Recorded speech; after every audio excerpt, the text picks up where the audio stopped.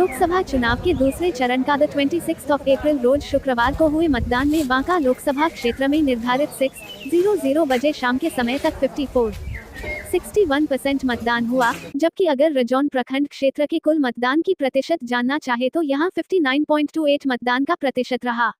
इस लोकसभा चुनाव में जिला प्रशासन द्वारा 100% मत जागरूकता अभियान चलाकर लोकतंत्र के इस महापर्व में अपने मतों का प्रयोग करने के लिए लोगों को जागरूक करने का अथक प्रयास किया गया था, जिसके तहत 43 डिग्री तापमान रहने के बावजूद भी लोगों ने उत्साहपूर्वक इस महापर्व में अपनी हिस्सेदारी निभाई।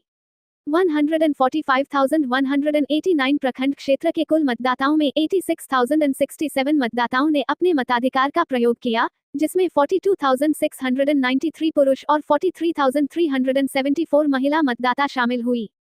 रजौन प्रखंड क्षेत्र के मोरामा बूथ संख्या 145 पर लोगों ने इस महापर्व में वोट का बहिष्कार कर दिया और कहा, रोड नहीं तो वोट नहीं और रेलवे संपार पर फाटक नहीं तो वोट नहीं। यहाँ 889 मतदाताओं में 476 पुरुष और 413 महिला मतदाता हैं, जिनमें से मात्र 9 लोगों ने अपने मतों का प्रयोग किया।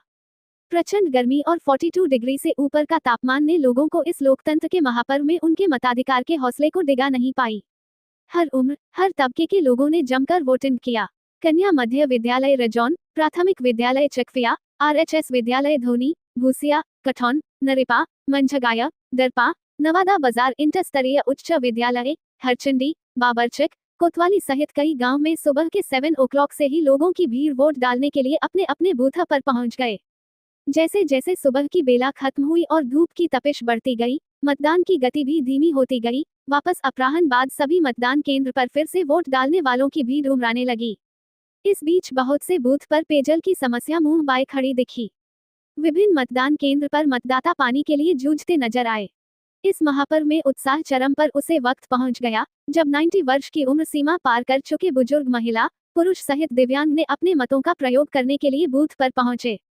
वहीं कई युवक युवतियां जो पहली दफे इस बार वोट देने का अधिकार पाया है, ने अपने मताधिकार का प्रयोग किया और इस मौके पर वह काफी उत्साहित दिखे।